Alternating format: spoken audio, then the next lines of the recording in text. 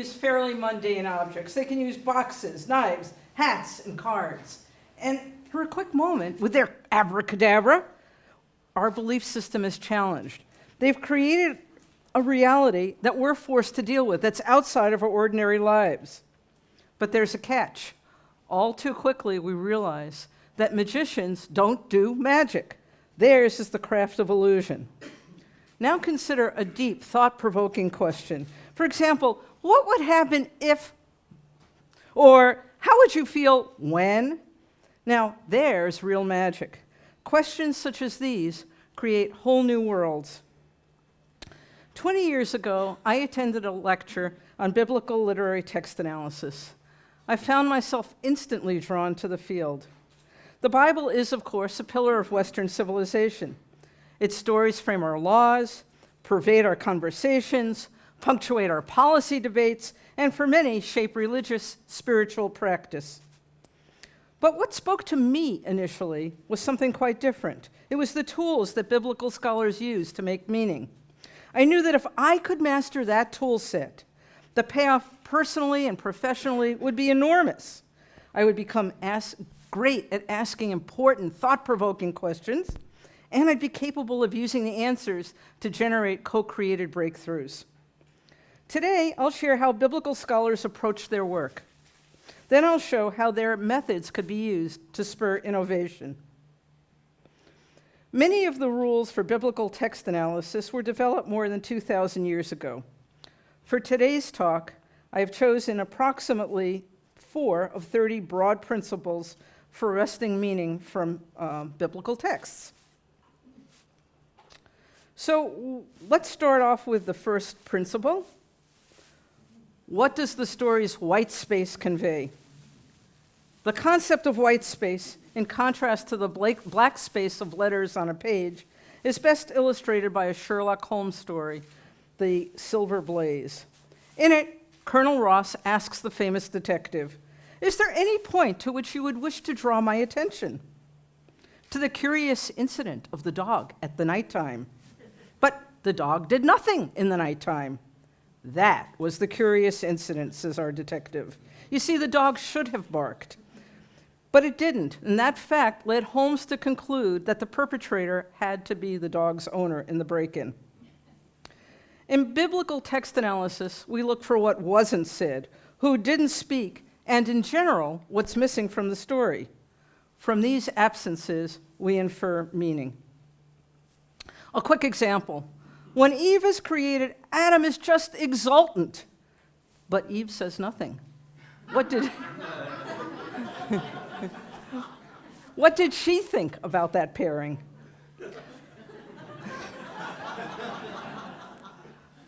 White space helps us to consider the what-ifs and to remember that we almost never get the full story. Principle 2, what patterns emerge and what do they communicate? Scholars often look for words or phrases that are purposefully repeated within a story. Seeing patterns takes a great deal of practice.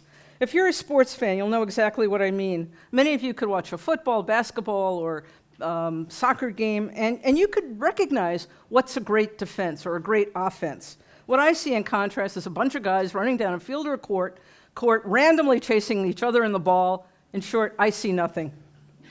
You see form, I see formlessness. Here's a quick example of biblical word patterns. At the end of each day, as God forms the cosmos, we read, "And God saw that it was good," or variations more or less, and we hear that 5 times. But when God creates humankind, the refrain changes, and it was very good. Okay, so the break in the pattern is interesting, and even more exciting than the pattern itself. What connections, this is principle number 3, what connections does this story have to other material found in the Bible? Most biblical stories don't explain how they're explicitly linked to one another. It's up to the reader to figure this out. For example, there are 2 different versions of creation. In the first, man and woman are created together. In the second, woman comes from man's rib. How do you explain these 2 different texts? To answer this question, we need to develop the skill of harmonizing rather than rejecting disparate accounts. That's a useful skill. Principle number 4. Why include seemingly superfluous details like labeling that diagram up there? The Bible uses words very, very sparingly. In this environment of verbal restraint, why dwell on the unimportant? To answer this question, we learn to pay attention to what others might ignore. And that's a useful trait for innovators. In a moment, we'll apply this principle as we examine the story of the binding of Isaac, a very perplexing tale. Questions such as these have traditionally been asked in the form of deep dialogue between two study partners. Partnered study leads to profound exchanges between seekers who are committed to learning both with and from each other. Now let's see these principles in action as we consider the story, a puzzling story, of Abraham and Isaac. Sometime afterward, God put Abraham to the test. He's the reader. He said to him, Abraham. And he answered, Here I am. And he said, Take your son, your favorite one, Isaac, whom you love, and go to the land of Moriah, and offer him there as a burnt offering on one of the heights that I will point out to you. So early next morning, Abraham saddled his ass and took with him 2 of his servants and his son Isaac. He split the wood for the burnt offering, and he set out for the place of which God had told him. On the 3rd day, Abraham looked up and saw the place from afar. Then Abraham said to his servants, You stay here with the ass. The boy and I will go up there. We will worship, and we will return to you. Abraham took the wood for the burnt offering and put it on his son Isaac. He himself took the firestone and the knife, and the 2 walked off together. Then Isaac said to his father Abraham, Father! And he answered, Yes, my son. And he said, Here are the firestone and the wood, but where is the sheep for the burnt offering? And Abraham said, God will see to the sheep for his burnt offering, my son. And the 2 of them walked on together. They arrived at the place of which God had told him. Abraham built an altar there. He laid out the wood. He bound his son Isaac. He placed him on the altar on top of the wood. And Abraham took the knife to slay his son. Then an angel of the Lord called to him from heaven, Abraham, Abraham! And he answered, Here I am.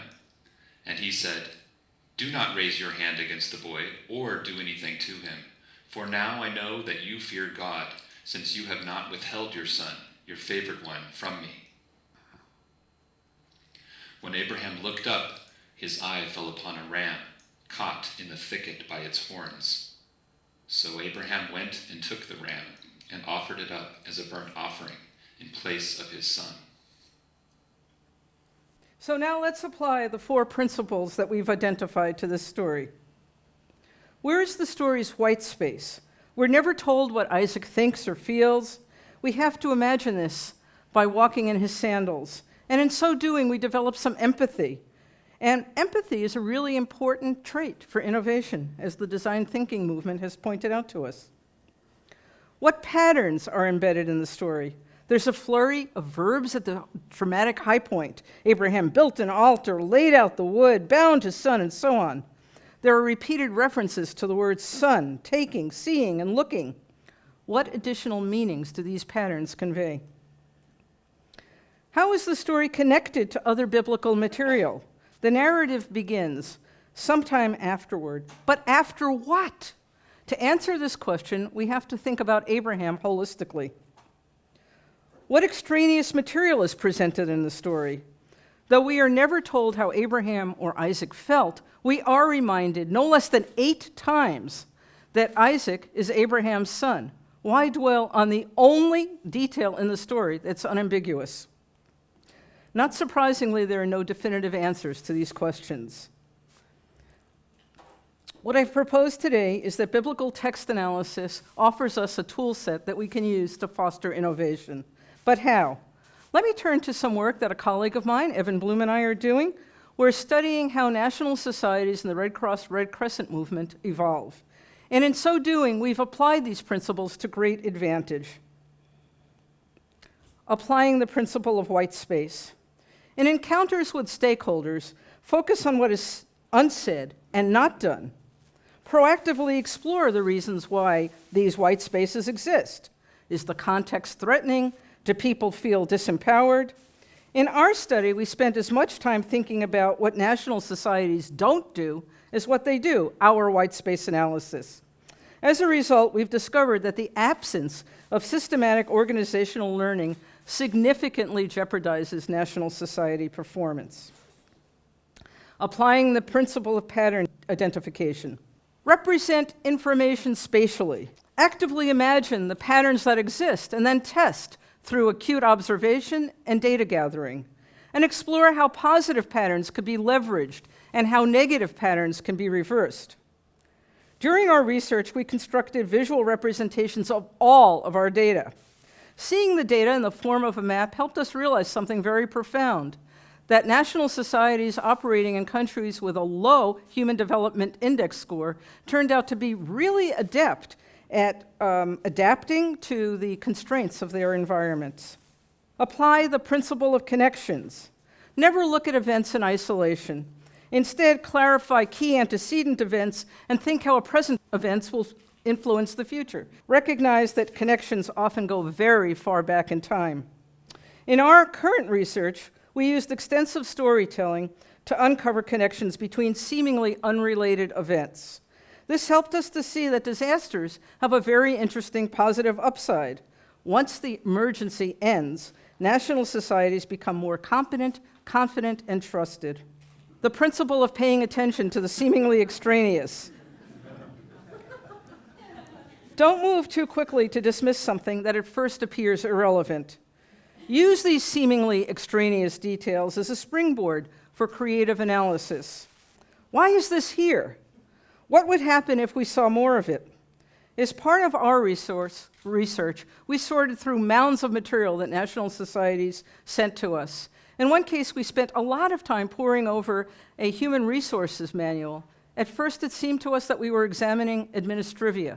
But eventually, we came to understand that this manual held the key to organizational success, because it also described a really exciting human resource development plan, a staff development plan that was the basis for their ability to attract and retain talent. Applying the principle of deep dialogue. Eliminate boundaries between experts and stakeholders in meaning-making work. Use a mix of small and large group work to ensure that all perspectives are truly heard and considered. We invited our key stakeholders to a 3-day theory-building summit. Participants were divided into small groups. There they considered evidence, posed difficult questions to one another, looked for patterns, tested hypotheses, and articulated shared understandings that were contested in this very deep dialogue. Biblical scholars everywhere would have felt right at home. Thank you.